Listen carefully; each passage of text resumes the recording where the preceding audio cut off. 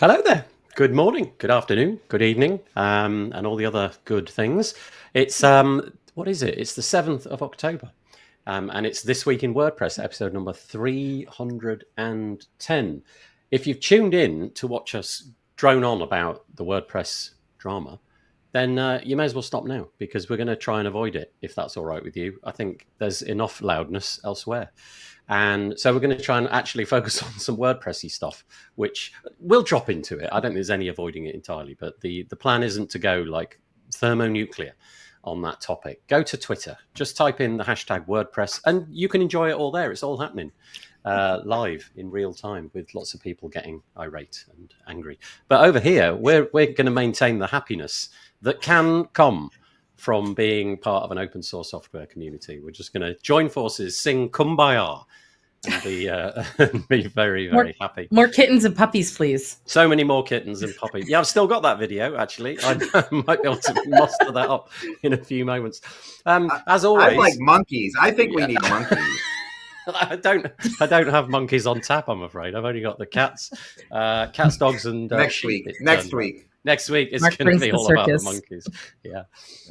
As always, if it was just me on this show, it'd be dreadfully boring because I wouldn't have anywhere near enough stuff to say, and I certainly wouldn't have the intelligence to say it well. So I always bring in the intelligence. The intelligence this week comes in the form of 3 other people. First of all, over there, on my screen at least anyway, Michelle Frechette, co-host of the episodes which she's on. Nice to have you with us, Michelle. How's life? Good to be here. Life is good. I'm a little tired because tell me why. We had a WordCamp this weekend. Yay. So WordCamp Rochester happened on Saturday. Yeah. And if you've ever been an organizer for a WordCamp, you know that Monday is difficult. I'm pleased that the event is now behind you at least. And can I just ask you to sum it up in a shorter space of time as you feel comfortable with? Was it an enjoyable experience? Did you manage to talk about WordPress and not just the politics around WordPress? We had 16 amazing speakers who gave some really awesome talks. We had a workshop. It was phenomenal. And the drama talk was absolutely very limited.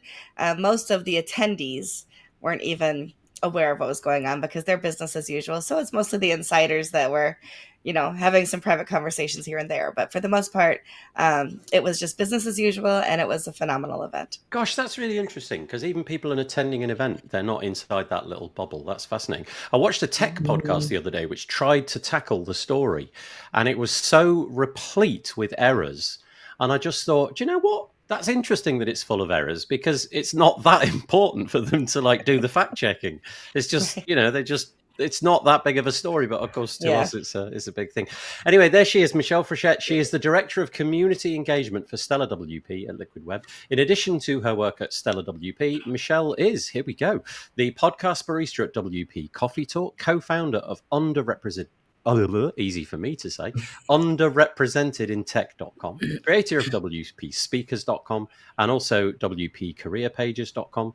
She's the executive director at poststatus.com, co-host of the WP Motivate podcast, co-host also Audacity Marketing podcast and WP Constellations podcast. She's an author, a frequent organizer and speaker, as we heard, an organizer of WordPress events, and is living outside of Rochester, New York, where she likes to take nature photographs. I do. And one final URL, if you want to just check out the whole gamut of things on offer from Michelle, head to meetmichelle.online. Thank you so much for joining us once more. I really appreciate it. Good to be here. Thank you. And we're also joined by Courtney Robertson. There's Courtney. How you doing, Courtney? I am doing well today. I'm enjoying my coffee and getting started for the week. Yeah, I had a lovely time escaping to state parks and such over the weekend. Okay, trying to get into nature and stop. Well, it's easy when you go where there's no mobile reception. Oh yeah, nice. Cannot be bothered there. Yeah, perfect. Courtney Robertson is an accomplished open source developer advocate at GoDaddy, a dedicated WordPress training team, faculty member, co-founding board member of the WP Community Collective, and she engages with audiences with her relatable insights on getting involved and supporting contributors in the open source community. She's a professional educator, merging her teaching expertise with her passion for technology, both on and off the stage. And in the WordPress community, Courtney is one of 2 or 3 people that I go to every week. Well, I don't directly go to her. I just consume all of the bits and pieces that she posts everywhere. And sadly, took a bit of a weekend off this weekend. And so my feed That's okay. I took a bit of a weekend off too. But it was fascinating to me, actually, on that. You know what's been happening in the WordPress space. It was interesting that my normal routes of finding what's going on in the WordPress space came up very dry this week. I would say there was about a quarter the amount of content there normally is being published in RSS feeds. And I reached out to a few people and said, what's going on? And they basically said, it's just everything is getting drowned in all the noise. So, yeah. Well, anyway, thank you so much for all that you do. There was loads more to your biography. But and I want to...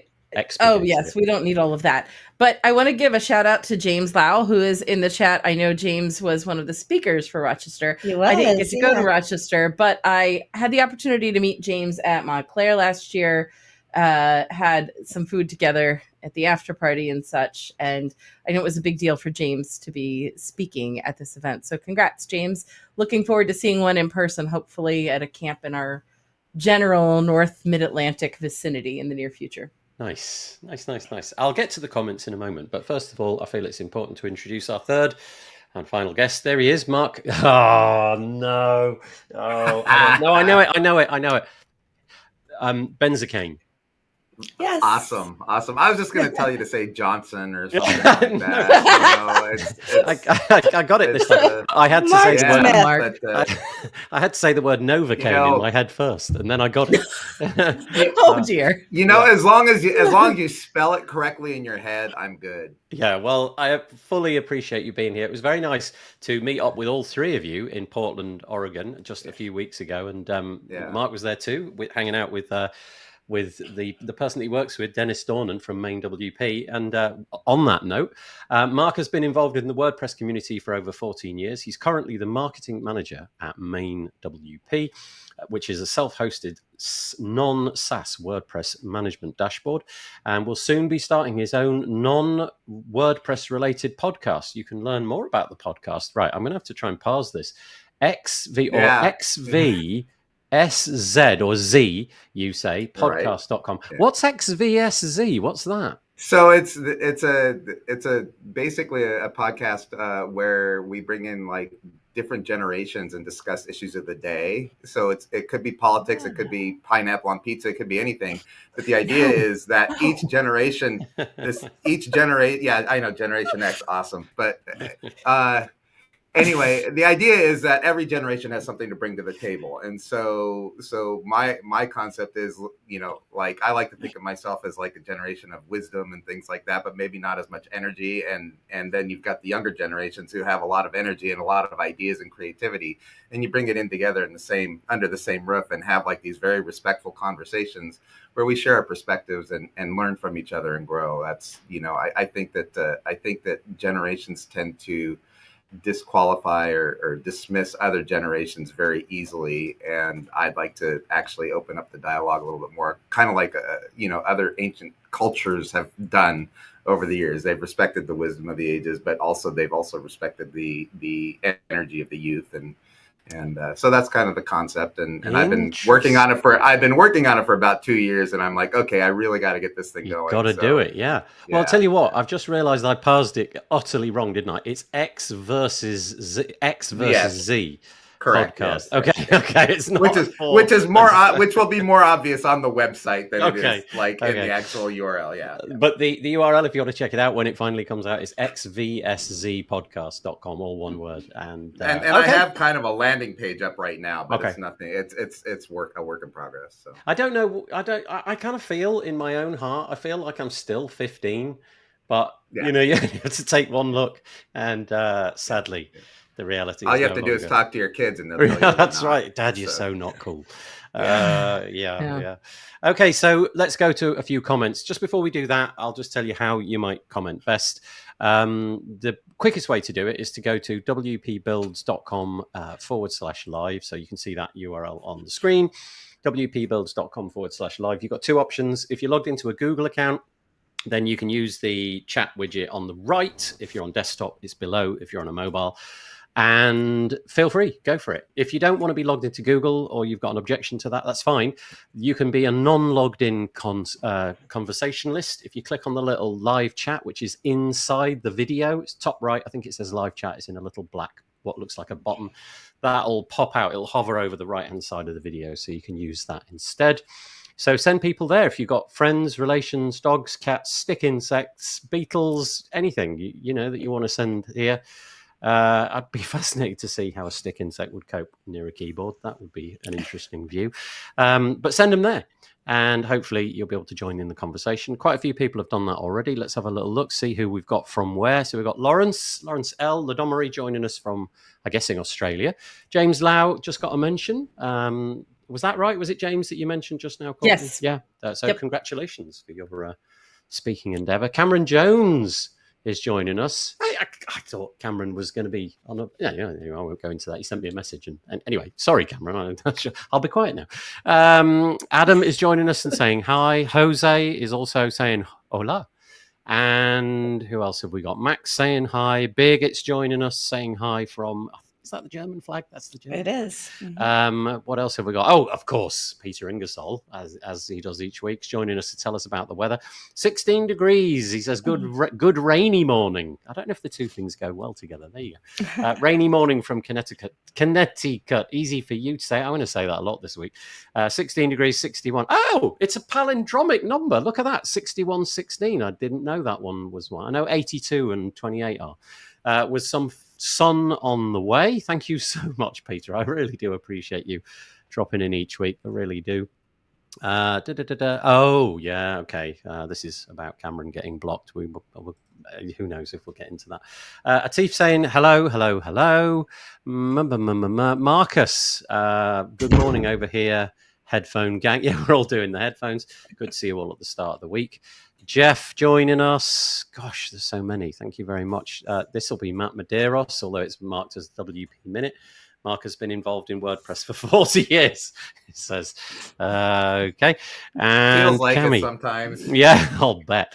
Cami, listening on my way to the gym this morning. Happy to see you all. Oh, that's nice. That's really nice. And Patricia is the final one to drop in something there. Just before we hit record, and I'll bring Marcus's one up. Courtney, you were saying about the fact that there's trouble in store in the neck of the woods where Marcus lives. I don't know anything about it, sadly. Do you want to just... Yeah.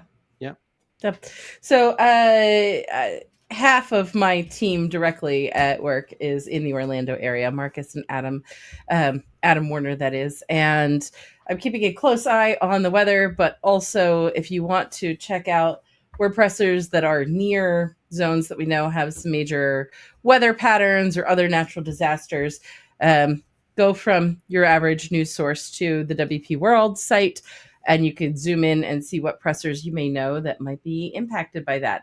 So if you scroll down just a little bit, Nathan, halfway, there you go. There's a map, and you could start the zoom in towards certain areas. And this works for people around the globe. Now, I am more aware of what my direct coworkers are facing than I am in other parts of the globe.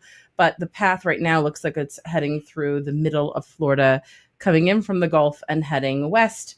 So if you want to check in with any of your friends and loved ones in the area, this might help you find some of those folks. Thank you, Marcus, for making the WP World. Yeah, indeed. And stay safe, everybody. You know, I have no real intuition as to what that means, not having been in a hurricane. But, you know, my thoughts are with you all. I hope you manage to stay safe. Yep. Nathan, on each of those, if someone clicks on the little W flag icon that's there, you'll see the folks that are in that area. It does not give down to street address, just city level. Yeah. Okay. Thank you so much. What a good idea. So you can check in with the WordPress community over at the WP.world. So the title of the site is the WP World, but the WP.world if you wanted to do that. Okay, do we have any more comments? Just David joining us as well from Phoenix, hey, Dave. Arizona. So, okay. Right, in which case we'll get stuck into the WordPressy stuff. Before we do that, just a few little bits of self-promotional nonsense. I hope that's all right with you lot. This is us, WPbuilds.com.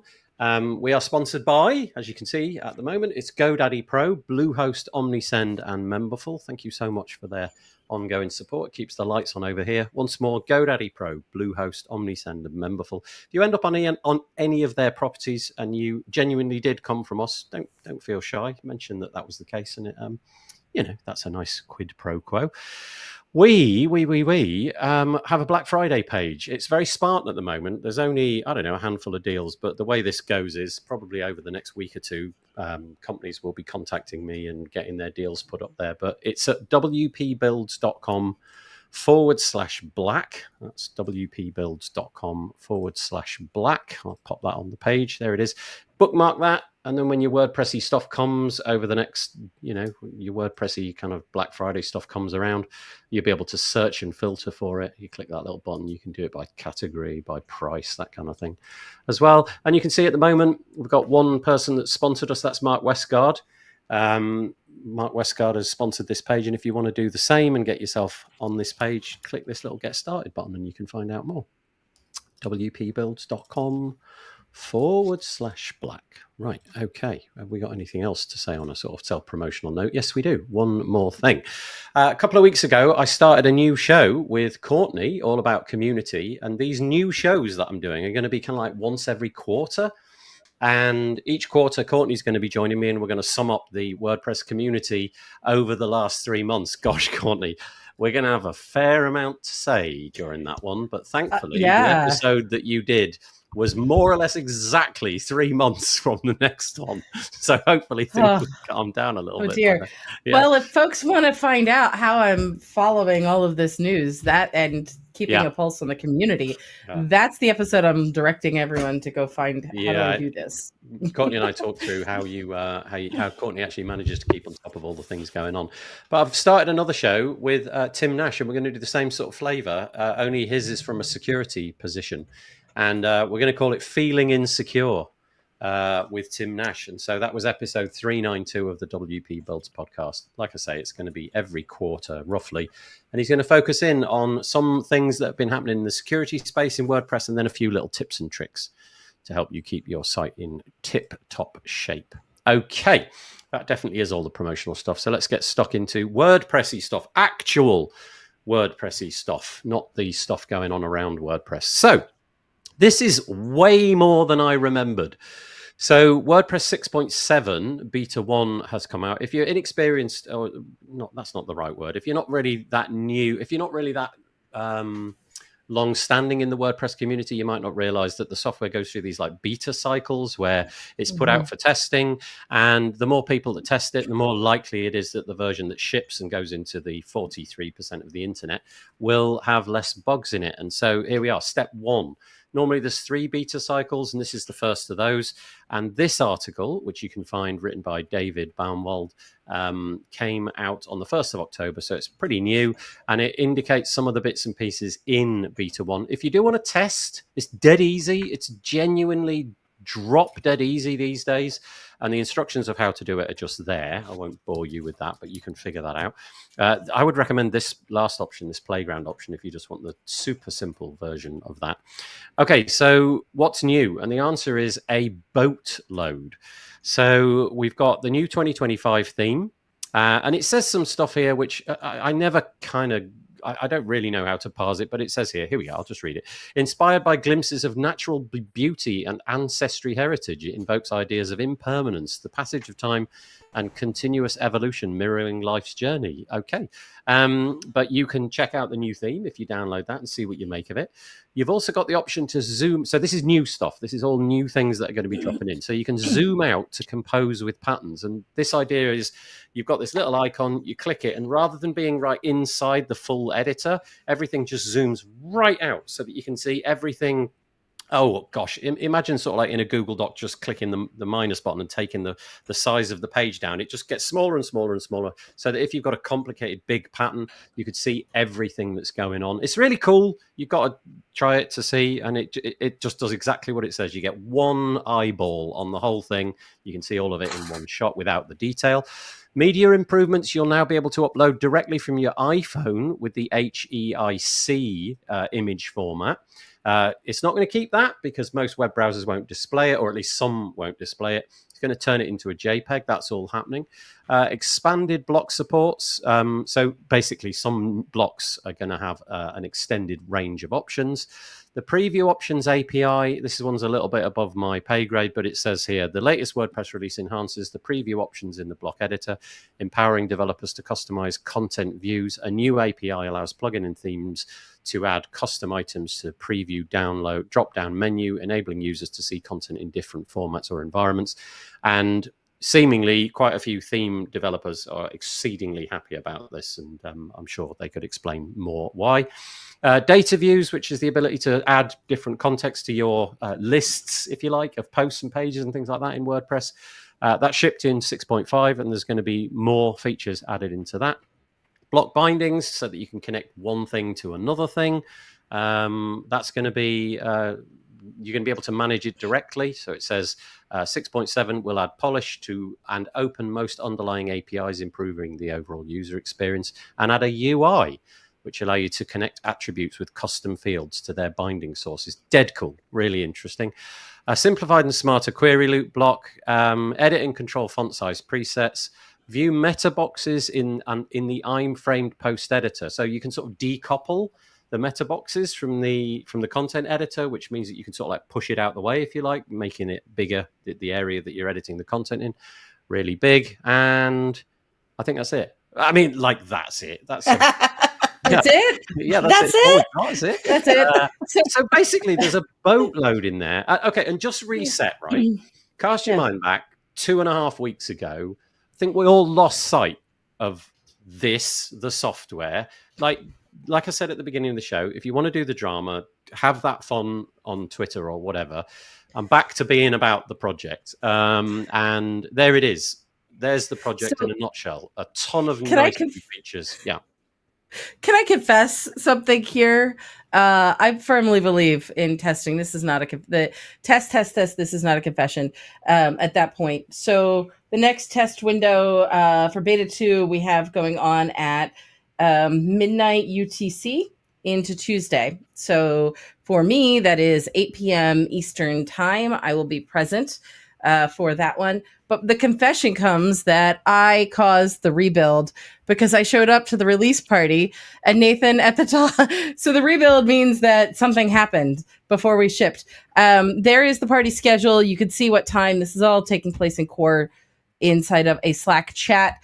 The general policy is once the release starts, you could like tell the world the release is beginning, but you don't say it's out or anything until it's done. So it could take an hour, it could take a little longer. The betas tend to be a little slower during the release party than others, especially if you're like me and you find a thing that causes the rebuild before we ship.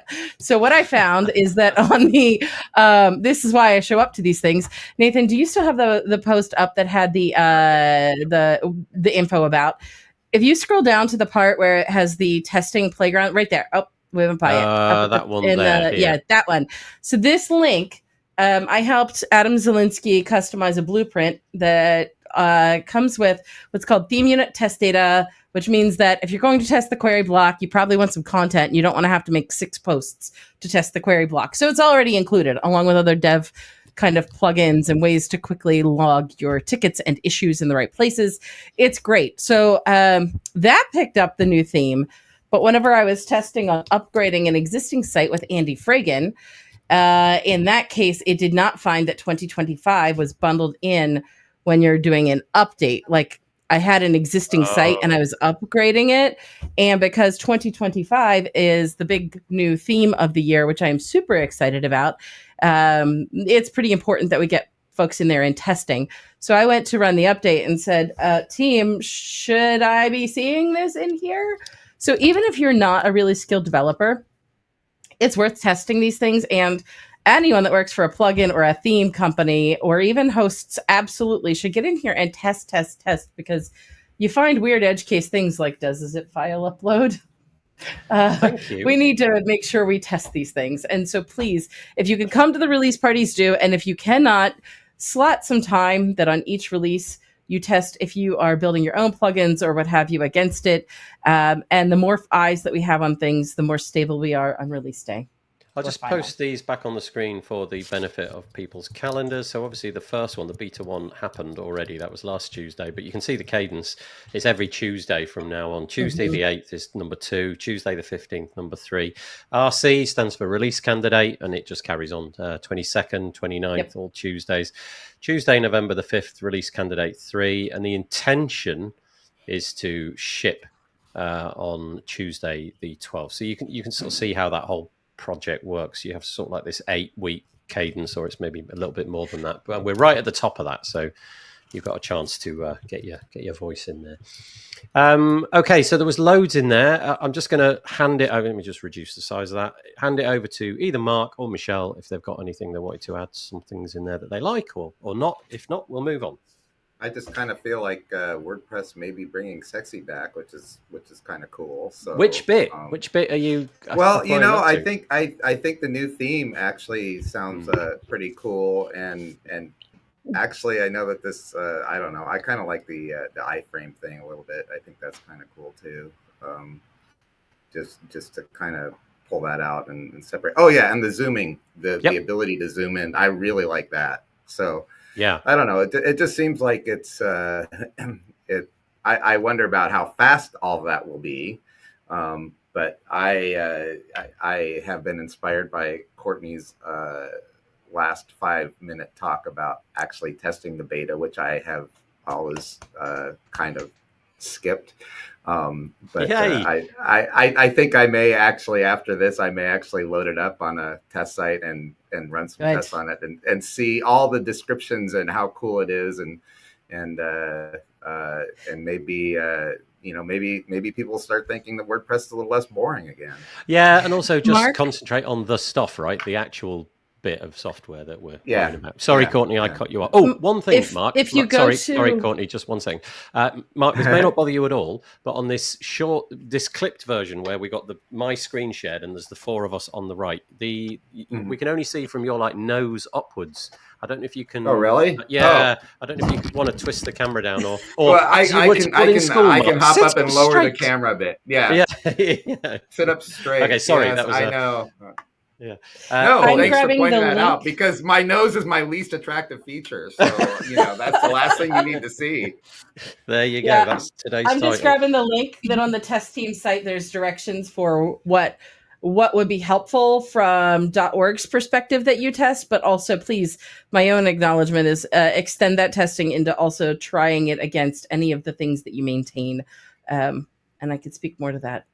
Another time. Okay, so there's a post here that Courtney just pasted in. I'll try to get it in the show notes. It's called Help Test WordPress 6.7. So speaking to what you were just saying, there is the laundry list of ways to go and the things that they want. So that was Ankit Gupta on 1st of October 2024. And Courtney, I will probably lose this link, so I'll hit you up afterwards to give it to me again. Yes.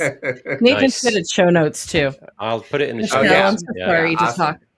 Yeah. Anyway, so there we go. Michelle, anything you want to add before we move on? I love the poetic language around 2025. I think it sounds like it's going to be really beautiful. This bit here, nice, yeah. I've never been that good with poetry, to be honest. When you were in school and the teacher would be reading out the poem, and loads of the kids would be like, "Yeah, I get it. It's really mean." I was always the kid. I don't know. I'm not feeling it. So that's not me denigrating what's been written there, but I struggle to parse that kind of thing. Okay, there you go. So WordPress 6.7 beta 1, hopefully by November. So not that far away now. A few weeks, we'll have a nice shiny new version of WordPress. Let's go back to the live chat, see if there's anything that's come in here. Dennis joining us. Saying stay safe to the Floridians. Is that how you pronounce it? Floridian? It is. The people in Florida who obviously got the sort of Damocles. You pronounce that better than you pronounce my last name. Okay. I feel bad now. Colin Devereaux says, I'm guessing he's talking about the release. This is great for us plugin developments. Oh, yeah, any testing. To test our plugins against the upcoming releases. Cameron, he says it's time for bed. It's late where he is. Of course, it's probably like 11 at night. Hoping the soothing tones of Nathan Wrigley rocks me to say, good grief.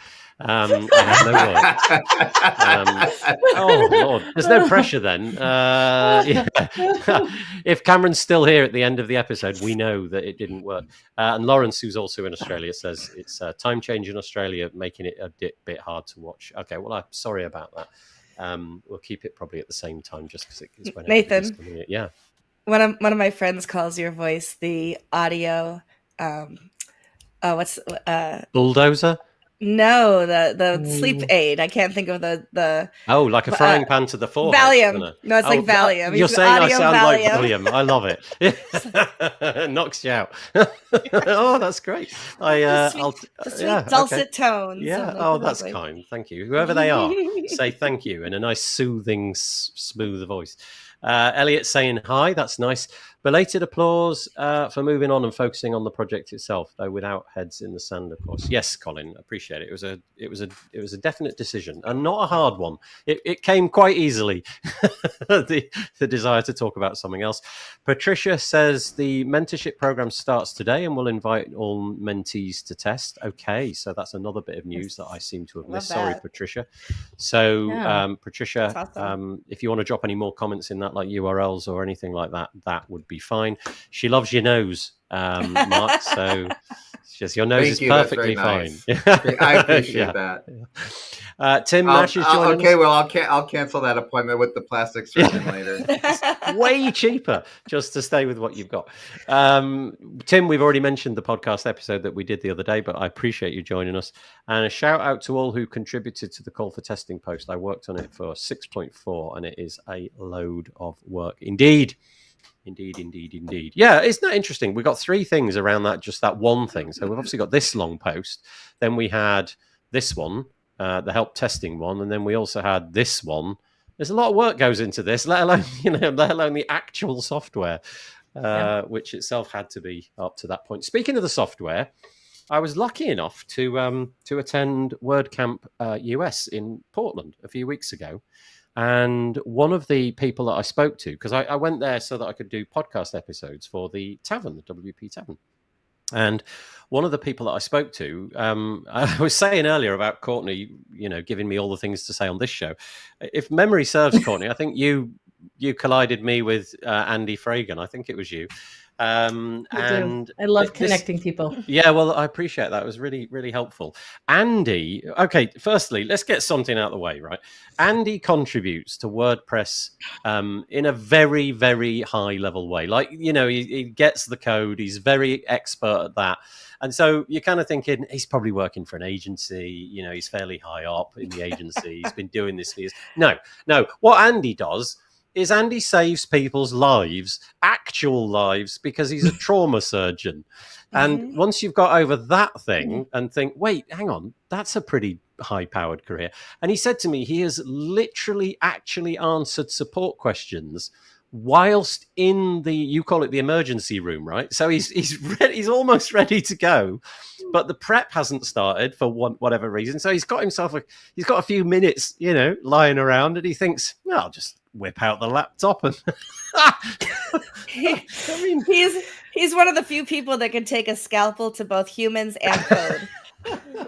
But he's so graceful with it. I mean, I think he's described it as the only fungible commodity we've got is time. And so he obviously sees that as an important, mechanism. If he's got time, he's going to try and use it.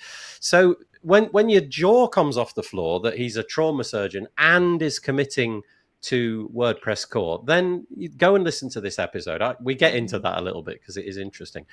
But he was one of the people, and they're mentioned in this podcast episode, who have created a feature in WordPress core that, let's hope, never it needs to be used. And if it is used, you'll probably never, you might not even kind of know. You will know, but it's not like you're going to go rushing out to Andy and saying, oh, thank you so much. But you should.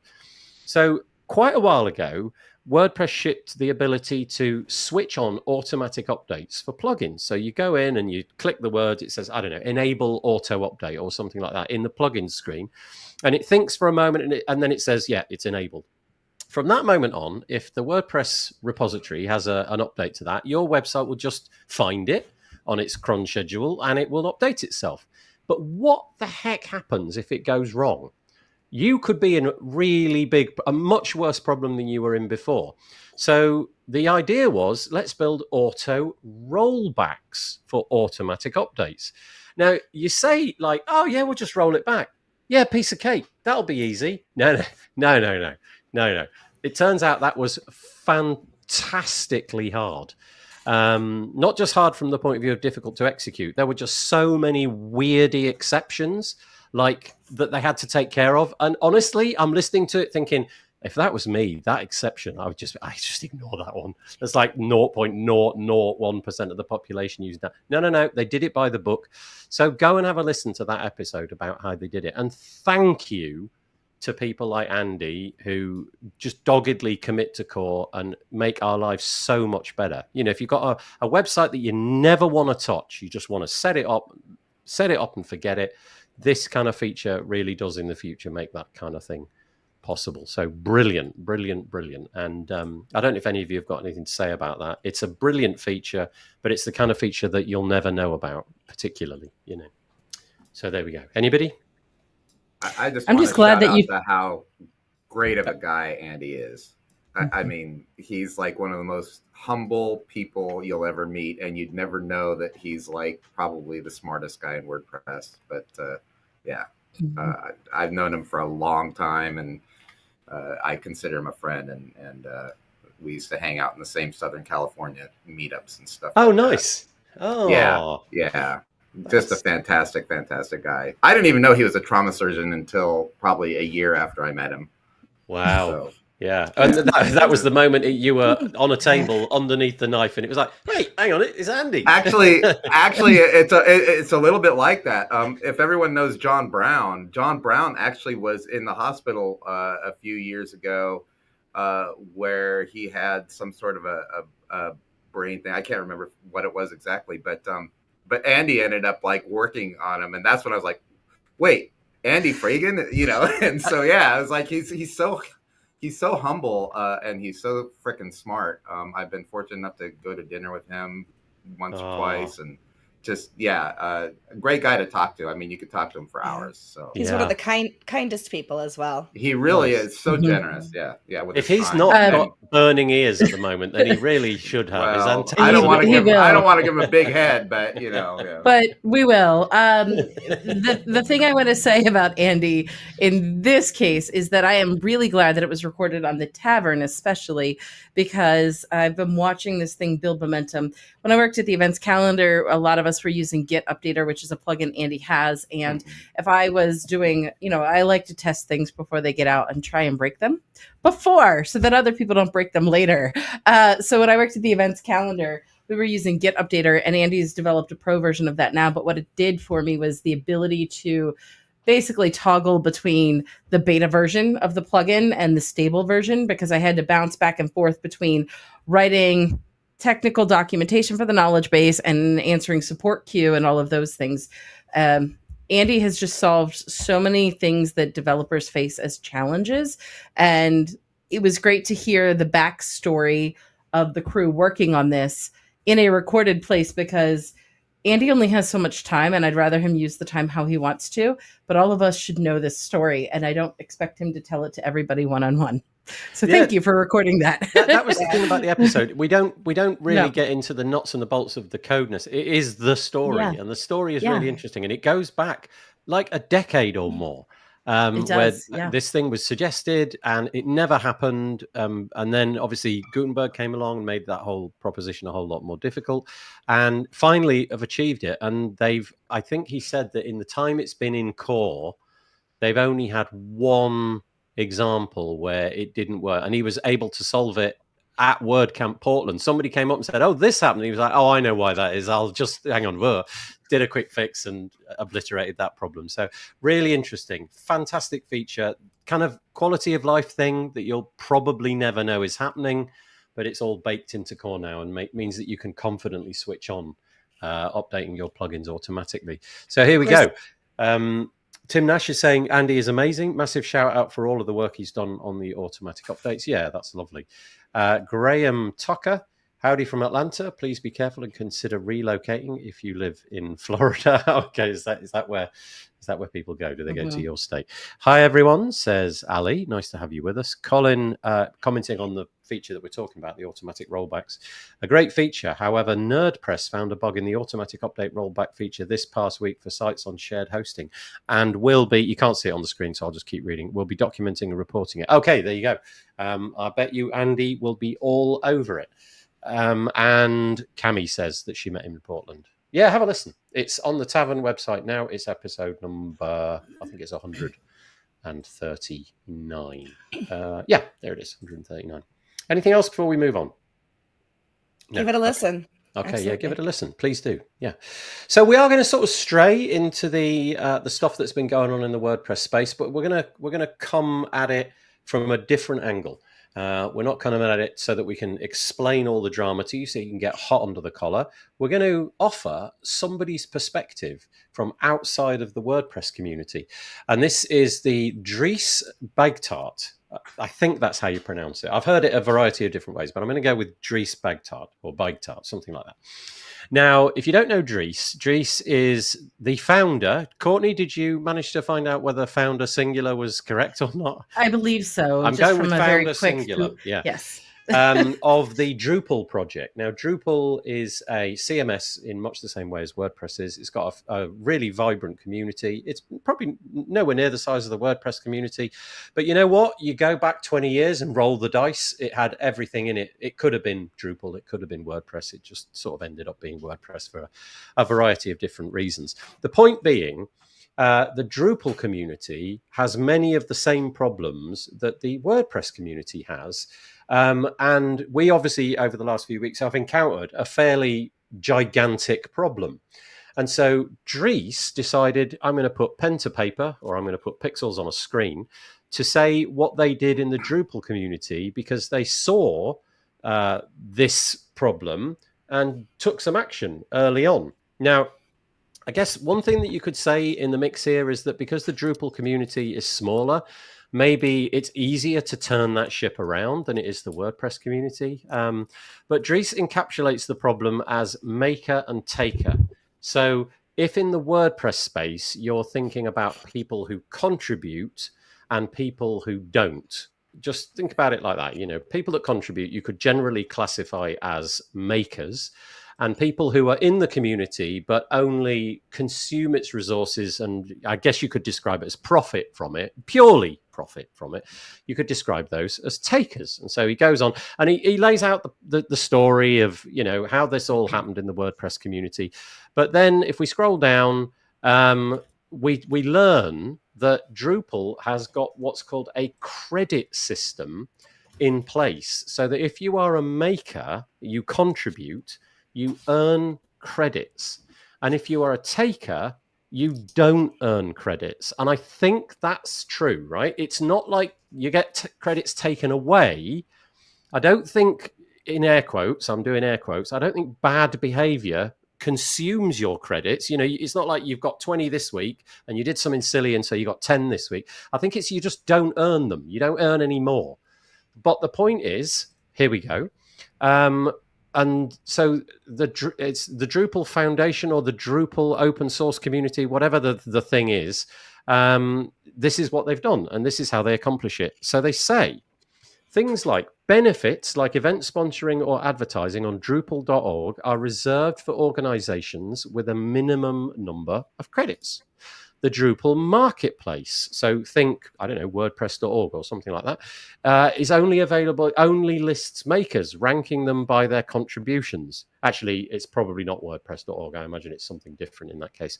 Organizations that stop contributing gradually drop in ranking and are eventually removed.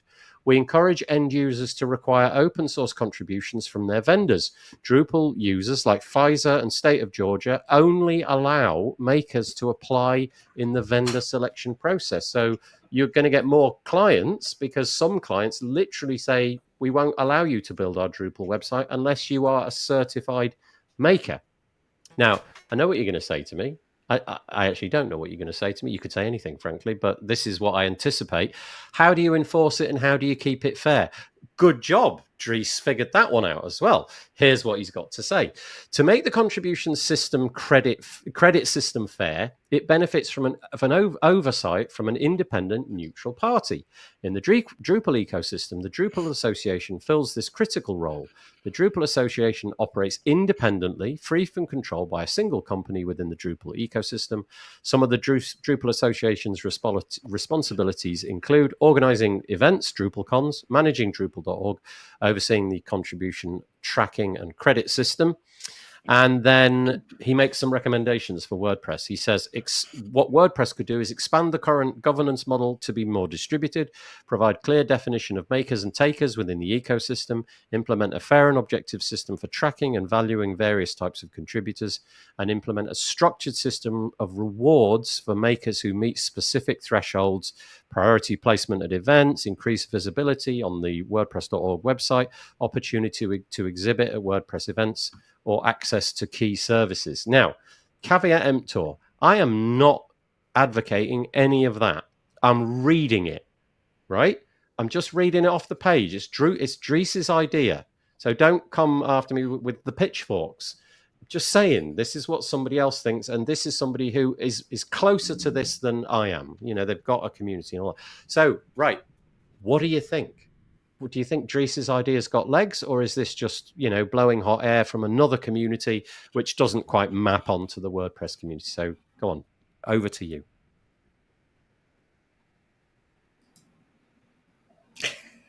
Silence. Who wants to go first? No, it's okay. No, so okay. So I'm trying not let me to. caveat. Let me aware that I have been. Sorry, let me caveat, go, and then I'll follow. Let me caveat something first, right? You don't need to say anything. If you've got nothing to say, just don't say anything. I'm totally happy. I've just read out Dries's ideas. I know that, you know, there's the potential for this to sort of go off in a different direction. I don't want it to. So I don't want anybody to say something under duress from me. That's the last thing I want. So if you want to just move on from this article, we totally can. But I'm just, there it is.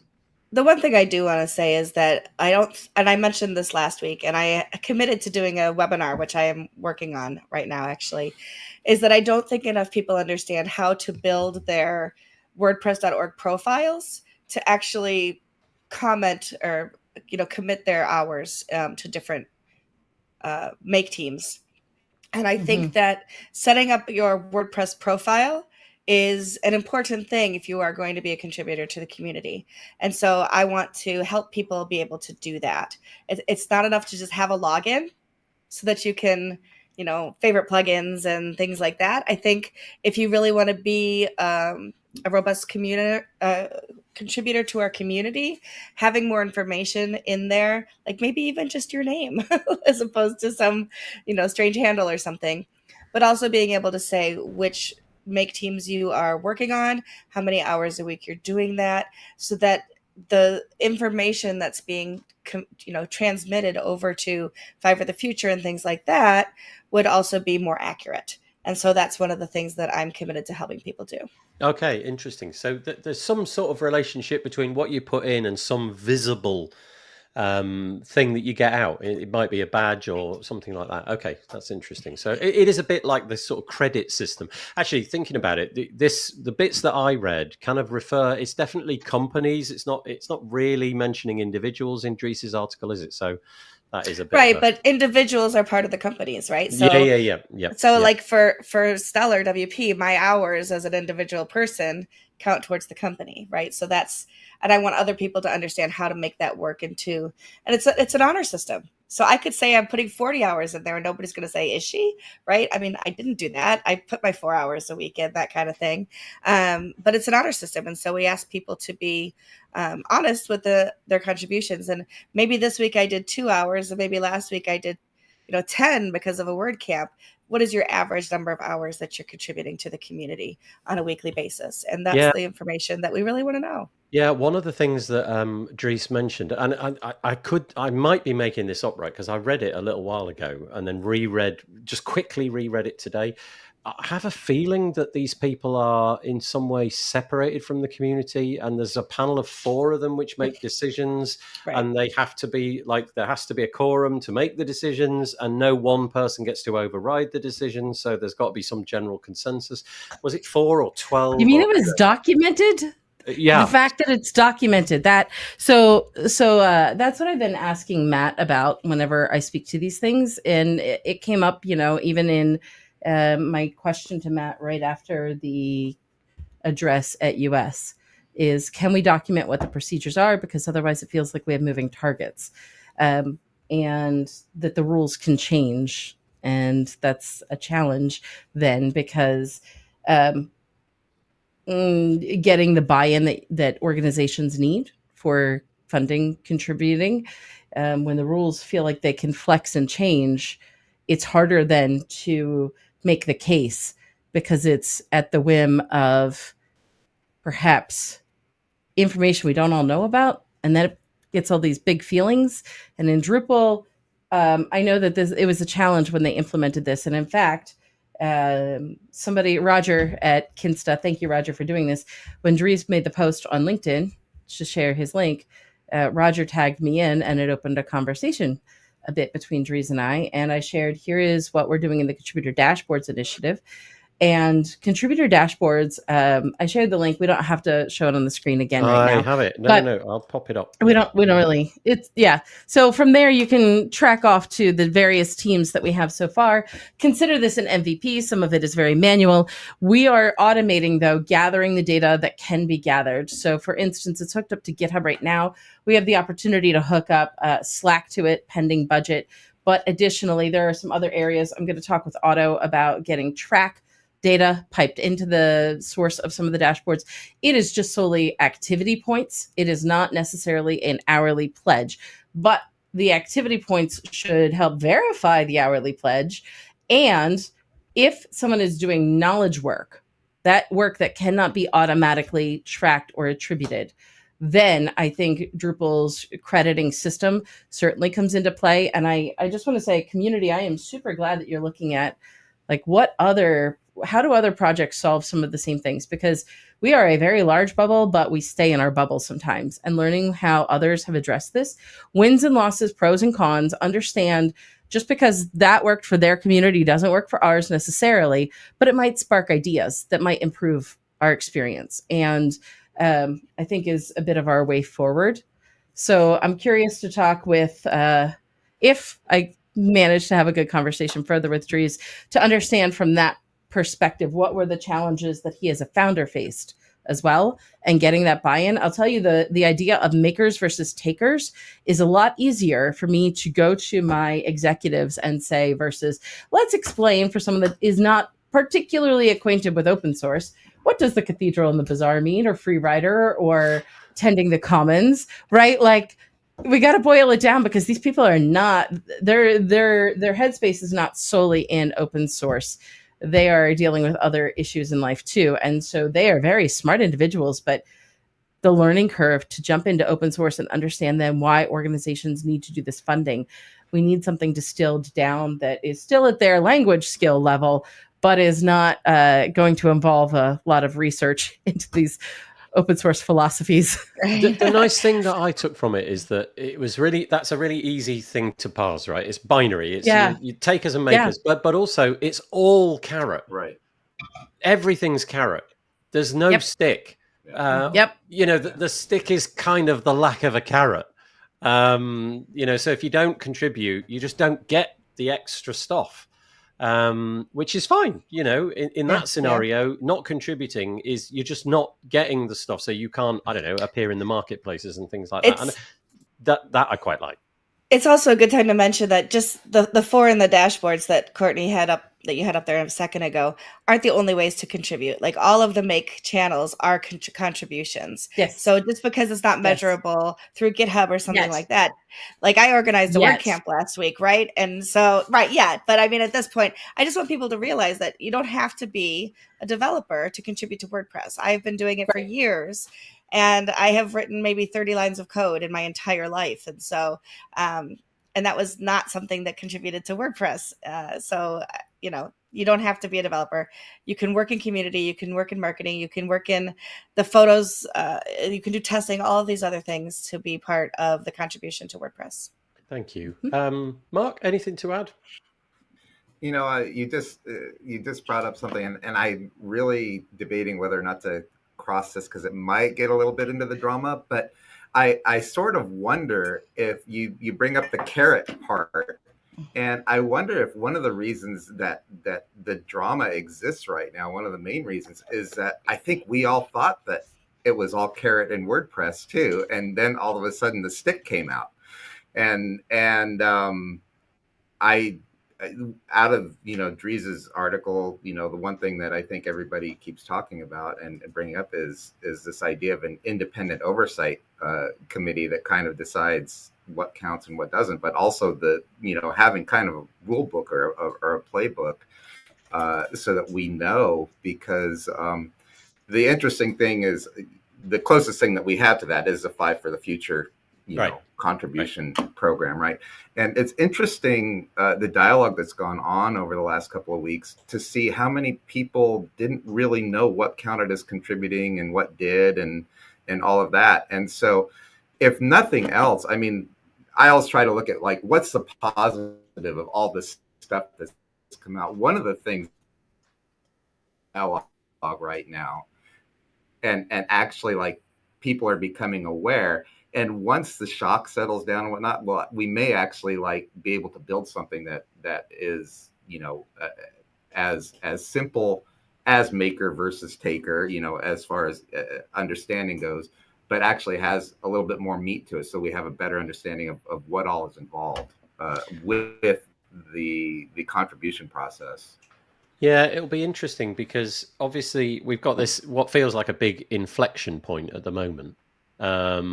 And it'd be interesting to see if any of these things do come into play, whether or not as a project we have, we reach out and try to figure out what other projects are doing, because obviously there's value in other people's thoughts as well. Speaking of that, let's just raise a few things. James, I noticed the slightly pregnant pause as well. None of us wanted to get into that, but we did. I think we did it, and we did it well. So congratulations, the three panelists. Brilliant. I think we've sidestepped that. Tammy says it's not an easy problem to solve, but we're going to solve it together by listening to all the needs of contribution. Right. That's been my thing this last couple of weeks, is just get my head down and just keep listening. See what everybody else is saying. Equally, though, she carries on. We need to ensure our essential contributions are covered. We often distract saying not code and leave those areas with people leaving and unsponsored. Thank you very much. And I don't even know what this is. What is that? That's got like, what is that? Can anybody help me out? It's got like a dollar amount attached to the... Yeah, I think I've seen YouTube doing this in a couple spots, and like on Theo's interview with Matt a week ago, I see that I think there's some financial way of in YouTube chat making sure your comment gets really highlighted by kicking really? Some so funds. Has Graham given like... I haven't learned it all yet, but... no idea. Graham, if you've just given me some money, I have no words. If that's what I've no idea whether you just did that. And if you did, I'm eternally grateful. I shall go out and buy a coffee or something, and I will say cheers to you. Thank you very much. Written on top of a purple heart, it says. It's called a super chat, I believe. Ooh. Okay, right. From this moment on, Graham, you're a maker. You are a maker. Everybody else, you're just taken. You're just taken. You come into these comments. You don't give me the cash. Mark Andrew. Okay, but Nathan, does that make Andrew you a taker then? I have no idea. So apparently, he'll take coffee. Honestly, I don't want to get derailed by this because it's not the point. Okay, I'm rich, apparently. Yeah, thank you. I thought the money went to you. Maybe it will. Thank you, Graham. I appreciate it. Whoa, no, wait. What the heck's happening? This isn't real. Mark Andrew. And Nomad Skateboarding. Lemon Character. If you see these on YouTube themselves, then you'll understand the I see it. Okay, description. So that's a description of an emoji. Okay. Mark Andrew. So Nomad Skateboarding is just a $5. Okay, let's firstly greatly appreciated. Thank you very much. Let's move on. I appreciate that ever so much. I suddenly feel too old to be on YouTube. Oh, me too, Tammy. Me too. Thank you. Same. That's amazing. Thank you to Nomad Skateboarding and Graham Tucker. Okay, that's great. Right. What's next? Okay, we're going to go to this one. First of all, let me get that chat thing off the board there. I didn't know you could do that. It's fascinating. YouTube is amazing, isn't it? Don't spend it all in one place, Nathan. Yeah, that's right. Yeah. Okay, so we're going to just deal with this one. No fallout, but this was just an interesting one. Obviously, Matt Mullenweg was the sort of the prime mover in the. Well, I suppose he would argue differently, but in terms of the debate and the way it started over the last few days, I'm saying that when he stood on stage at WordCamp Europe, he was the prime mover in letting us all know that there was something that was about to happen. And clearly, quite a few of the automaticians, the people that work for Automatic, obviously in some way let him know that what was going on wasn't in line with what they were thinking. And so Automatic decided that they would have this thing called alignment. I can't remember what did they call it? I think it was just automatic alignment or something like that, where they offered all the staff at Automatic a way to opt out of being an automatician anymore. You know, in other words, if your thought process was disagreeing with Matt's thought process, here's a quick way that you can extricate yourself from this so that it doesn't get messy and it will stay simple for both sides, Automatic and ex-automaticians. And so what they did was, I thought this was kind of interesting. They offered, the alignment offer is what they called it. So you had a few short days. You had to make your decision by Thursday, the 3rd of October. And it was a binary stay, no stay. If you stayed, everything carried on as normal, I'm imagining. But if you decided to go, then you would be offered $30,000 or 6 months' salary, whichever was higher.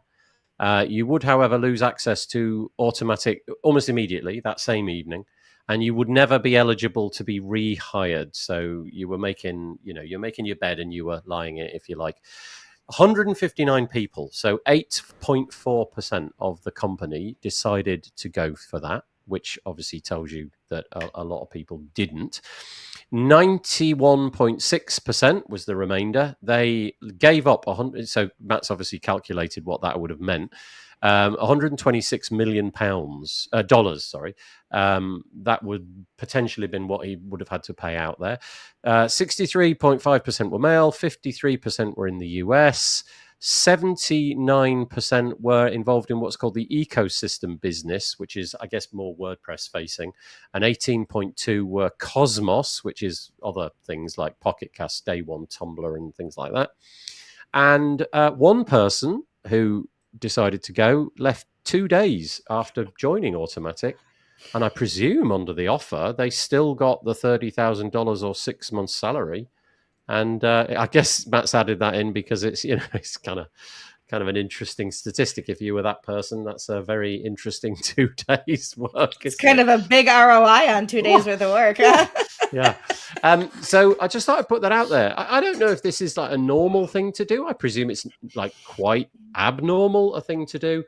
But I guess for Matt, at least anyway, he's got to concentrate on whatever it is that he is going to be in the future. Having the knowledge that your company is the way it is, and that you've given these people the opportunity to remove themselves, and so presumably you've got a company that is aligned with you, and all the employees are aligned with you. It does raise the question, I guess, in my head, is if you lose close to 10%, 8.4% of your workforce overnight, I presume that was just peppered throughout different teams. I don't know how you quite manage the fallout of that, if certain key staff left. And obviously it's not on this screen, but a tweet came out. There's a brouhaha about that as well. But the bottom line is the executive director, Josepha Hayden Chomposi, has also left Automatic as well, which was kind of an interesting development. So I don't know if you've got anything you want to say about that. If not, I'll just move on. But I thought that was certainly newsworthy.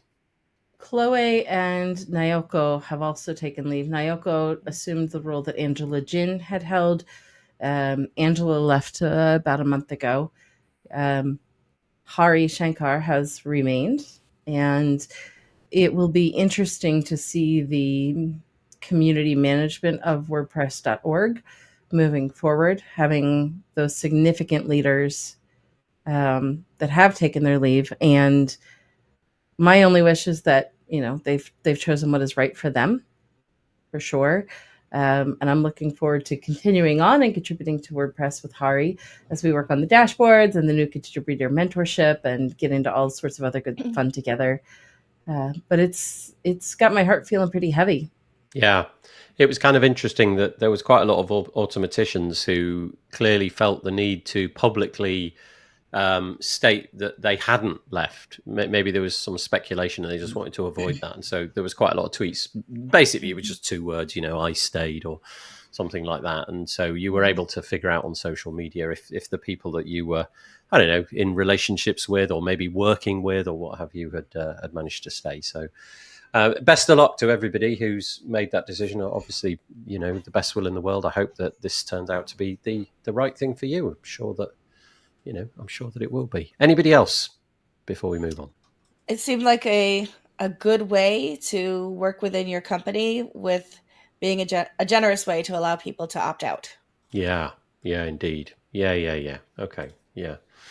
Okay. The only thing I'd add is I think we as a community need to be careful not to, whichever side of the coin you fall on this particular issue, just to be careful not to judge the people and their decisions, because we don't know what went into their decision, and I don't like seeing that animosity when it comes to the choosing sides of things, and everybody has their own story and they got to pay their bills. So right.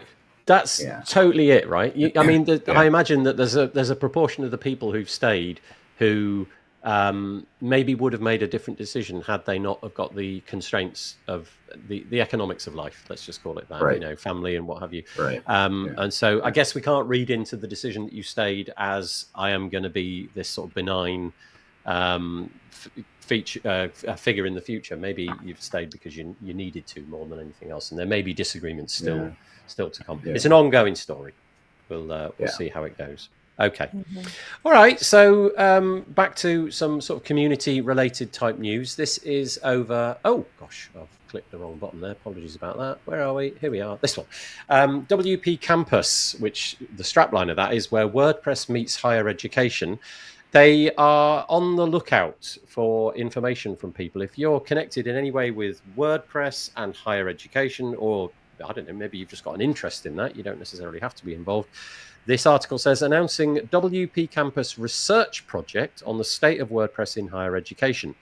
And this came out just a couple of days ago, 5 days ago. WP Campus is excited to launch a large-scale research project, which they're calling the state of WordPress in higher education, in partnership with Human Made. The aims of the project are to spotlight the challenges, goals, frustrations, hopes, dreams of people working with WordPress in higher ed, to examine organization considerations, tech stacks, governance, and more.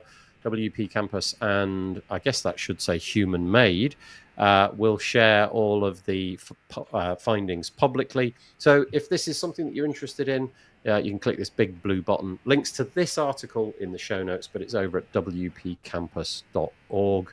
I have to say, I'm not in any communities which kind of where those two things collide, but obviously there is enormous interest in higher education and WordPress, and so obviously trying to figure out what that is. I'm guessing, just reading between the lines, I'm guessing that Human Made's portfolio, maybe there's an overlap there. Maybe Human Made build websites for a lot of higher ed websites. I don't know. Anyway, if you want to contribute to that, you can. Anything, or shall I press on? Yep, just a reminder that WP Campus was also behind they did fundraising and some research on accessibility within WordPress a few years back as well. Okay, thank you very much. Just going back to the post that we said a moment ago, Daveden says 100%, agreed, 100%. Everyone has their own story. Thank you. And here, I second Marc's view. Thank you so much. That was from Graham, who is a maker, by the way. Just saying, just You know, so I don't know what to make of this. I just genuinely, that's freaked me out. I didn't even know that was the thing, and there's like dollar amounts suddenly on the thing. Wow. Right. Okay. Moving on before I stop breathing. Okay. So this is just so interesting and just snuck right under the radar. I kind of feel that if Pascal had put this piece out 3 weeks ago, everybody would have been like just totally all over it. But it's come out at this period where obviously there's a lot of noise elsewhere. So strap in.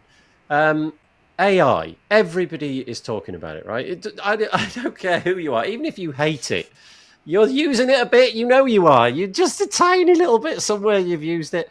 And obviously there's a cost to that. It requires you to connect to some third-party API like ChatGPT or Gemini or whatever it might be.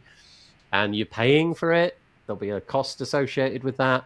There'll be a bit of lag. You're propping up one company that you might not know too much about. Anyway, Pascal, who is he's a Google employee, and he works on.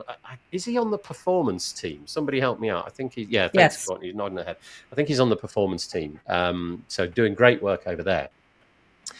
A little while ago, he introduced us to some things that you could do in the browser, which was like, I don't know, upload an image directly into a WordPress post, and it would be handled by the browser, not by some sort of upload service. Right.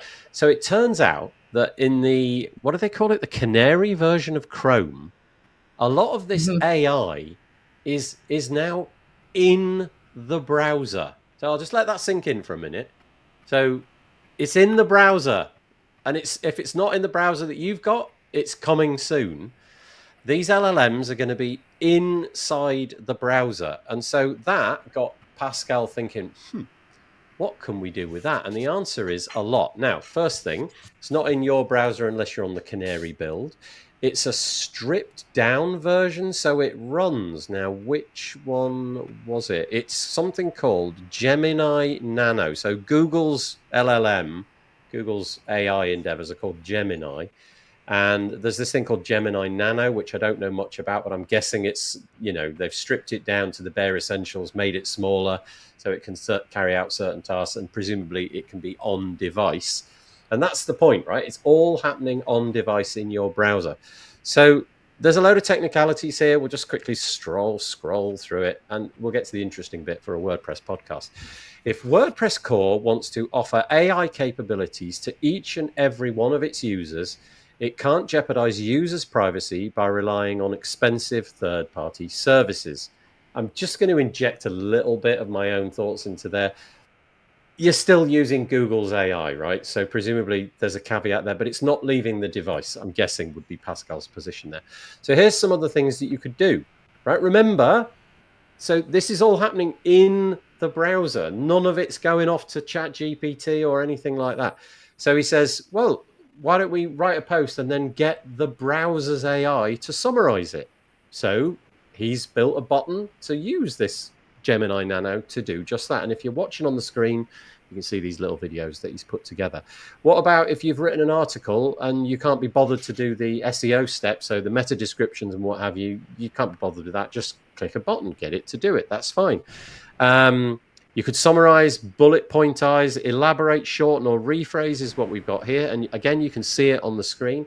We're not stuck with text, though. What about if you want to generate some images or some alternative text to go with those images? Again, it's great. You don't need to go anywhere else. It's done inside the browser.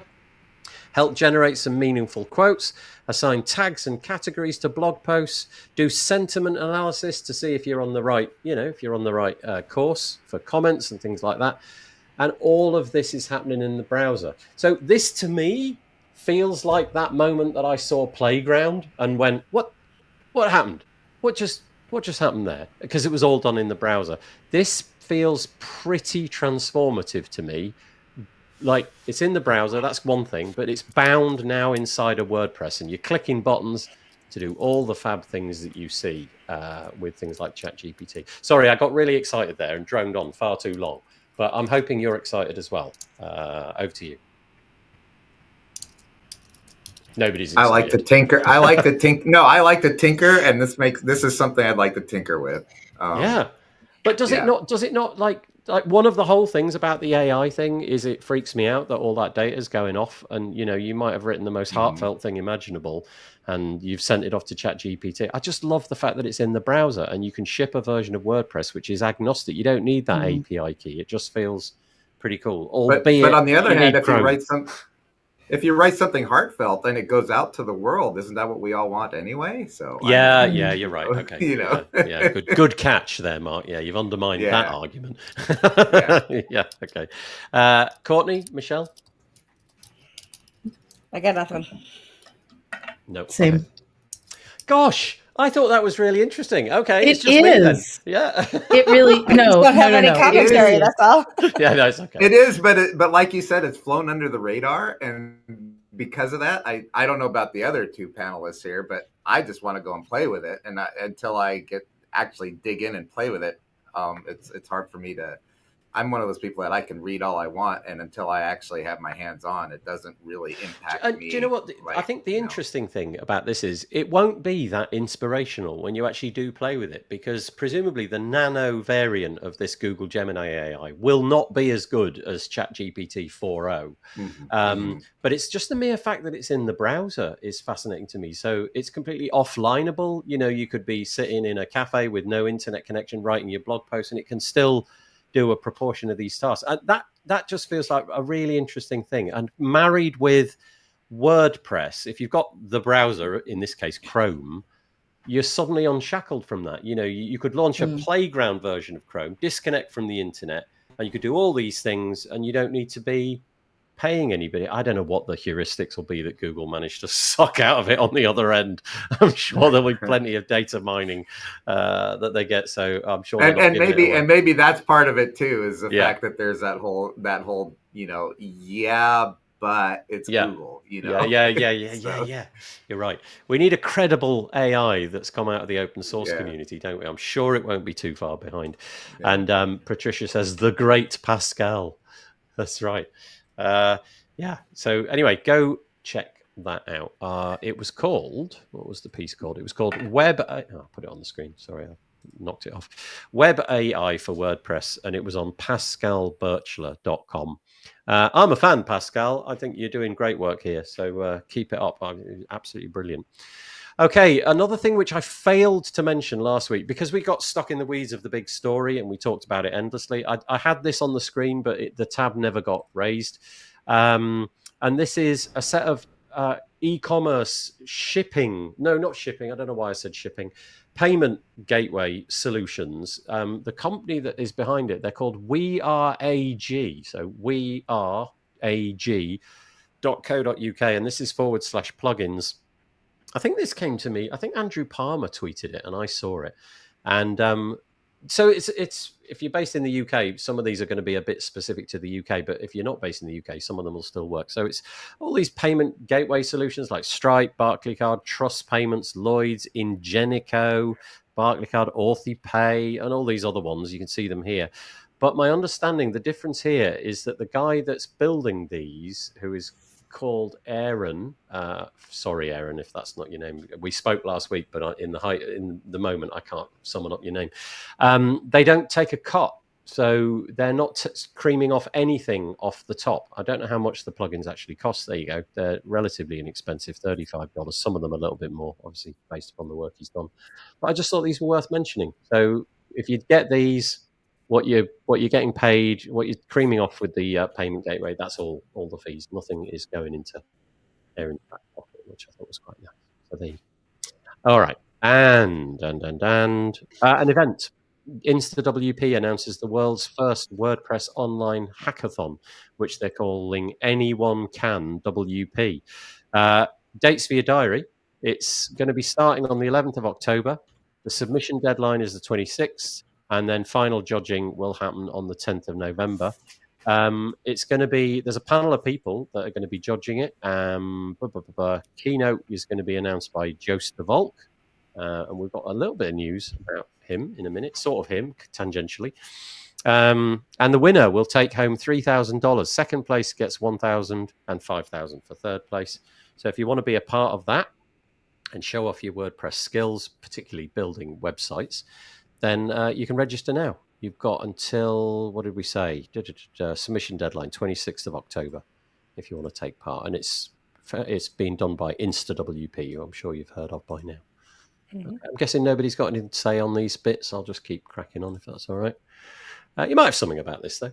If you're a plugin developer, there's a few new little things that you might like to know. Firstly, you're not going to be able to log into your .org account unless you've got 2FA switched on. So two-factor authentication, that's now going to be mandatory as of, well, now. If you can't get in, that might be the reason. You needed to have set that up by a few days ago. And the other thing to say is from now on, any plugins submitted to the plugin directory will first go through the plugin check tool, which is going to check for any, obvious errors. It obviously won't be able to spot use cases, but it's going to go through a bunch of things like PHP code sniffer, things like that to see. And the idea would be that this will automate a lot of the things which previously meant that queue was astronomical. And we have good news. If you're a plugin developer, the number of plugins that are now in the queue was 8,306. No, zero. For the first time in living memory, the team have managed to get that down. I imagine it's something to do with tools like this, but that's pretty phenomenal. I remember saying not that long ago that it was still a gigantic amount of time between submission and getting your plugin approved. So that's amazing. Is it still zero, or has it crept up to like 4 or something? It's at 17 right now, but a bit of the plugin review team do their shifts at night. Mm-hmm. And so I would say check back when Europe gets into nighttime and see where things are. Yeah. There we go. So 17 is tantamount to zero, basically. It was way higher than that. Right. That's really amazing. Yeah. It is. Isn't it? Yeah. So, I mean, basically now, if you're a plugin developer, you're going to go to that fully expecting, like, next working week kind of return of your of the bits and pieces. And obviously, if it's failed due to the automated testing, you've got something to work on. If not, I presume you're going to be hearing really, really soon. So there's economics involved there, isn't there? If you're putting something like that in, you want it to be recognized quickly rather than the 3 months that we were at until recently. So, Patricia, I'm classifying you as an honorary maker, Patricia. Now. You're also a maker. She says, loves your enthusiasm. When you're impressed by something every time. Yeah, sorry, I get a bit carried away, don't I? And then Daveden said, it's interesting. I probably wouldn't need to use Grammarly as much. I imagine it's a bit of a Grammarly killer. Sorry, Grammarly. It does look like they're coming after you. There you go. Aaron Bowie. Thank you so much, Peacher. That's great. Oh, and there's Aaron. There you go. Thank you, Peacher. Yeah. And then Peacher, because you are, mate, she says. Anyway, there we go. So that's quite nice. Right, Michelle, it's over to you. We are very close to the end of the show. Here we go. I know. Navigating accessibility with role mobility. So Underrepresented in Tech last week, we interviewed the makers of Role Mobility. It's an app that you can put in the accessibility of any place that you have visited. So as somebody who uses a mobility device, I have been able to say this place has these amenities, and I can also look and see in advance. Sometimes the restaurant will say it's accessible, but that means that you have to come in through the kitchen. So if I can see that there's actually a ramp up in front and I don't have to kind of, be lesser than because I'm entering through the back alley, so to speak, I think this is a great opportunity. And it's a free app. So I've got it on my phone. When I saw them on TikTok, I invited them to come on the podcast. And I just think anybody who has any accessibility issues will benefit from this.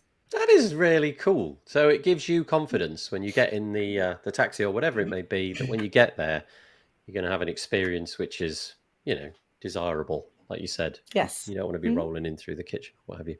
So, underrepresentedintech.com I'm guessing if we go to all episodes on the podcast, it will appear it'll there. Be there. There you go. Yeah. So underrepresentedintech.com, you can find out all about role accessibility.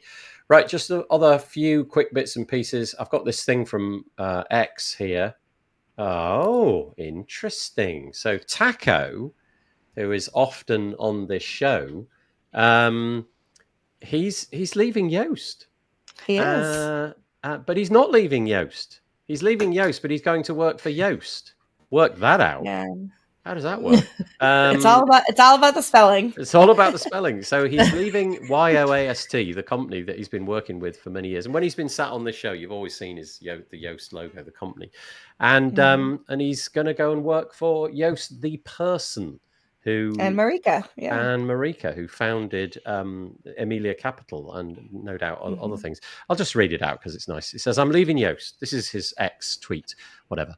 "There are thousands of things I want to add. How absolutely epic my journey over the past 11 years has been, how much I've learned here, how much I'm going to miss my colleagues at Yoast, how much I appreciate all the opportunities Yoast has given me to travel the world, learn new things, meet new people, how strong my connection to the Yoast brand still is, how great the adventure with Newfold Digital has been, how much I love that Yoast introduced me to the WordPress community, just to name a few." And it goes on. But that's really bravo, mate. Congratulations. It goes without saying. We wish you the best. I'm sure you're leaving a giant taco-shaped hole in the company behind you. That's got to be the name of this show. There's no way that's not it. Taco-shaped hole. I'm just writing that down. Sorry. But bravo. You'll be missed, I'm sure, but also you'll be warmly received where you're going. So that's lovely. Anybody want to throw anything towards that before we move on? Best wishes to him. Absolutely. Yeah. Right. Absolutely. Yeah. WordPress Accessibility Day. What a phenomenal job. It's coming up this Wednesday. Man alive, you are killing it on the socials. Just my social feed is full of this, so it's getting spread beautifully. Yeah. So it's coming up Wednesday, the 9th of October. It's a 24-hour event. It's at 2024.wpaccessibility.day. We've plugged it a whole bunch of times, but if you still haven't got the memo, go to that website, sign up, and you can attend. It's run through Zoom, so you do have to register to be able to attend. Yep. And then you'll also have access to all of the videos afterwards, so you can replay them. Okay, so if you're in the accessibility space or you're just curious about what you can do, then accessibility is everybody's issue, so it applies to everybody. Nicely done, Michelle. You turned that around. My faux pas there. Have we got anything else on here? What is this one? I've got these. There was one about Core Dev Days. That's it. I'm looking at it now. Yeah, great. Okay. Over to you. Schedule's been announced. This is an official WordPress event along the lines of a next gen camp. So the schedule is posted, and if you go to the main page, there's like a link to, or even here, there's a link to go buy the tickets. So we could see who are the speakers coming up at this. This looks really interesting. I think it's going to be heavily on the dev side of it. Just looking over the schedule that's here, Miriam speaking about scaling the WordPress release process. Miriam Schwab from Elementor. Carlos Bravo, new public APIs for block bindings. There's a Barcamp track, which WordCamp's kind of sprung out of. Barcamps have been around a long time. They're just general unconference tech events. So there's a couple blocks for that in the schedule. It looks really interesting. There's 2 days of different tracks going on. And it looks like a spot that those that are really active in contributing to core might be interested in, as well as those that want to become more active in the developer side of this. So check out, it's on events.wordpress.org/Rome, and you'll find lots more information about it there. November 8 and 9. Yeah. So it's coming up.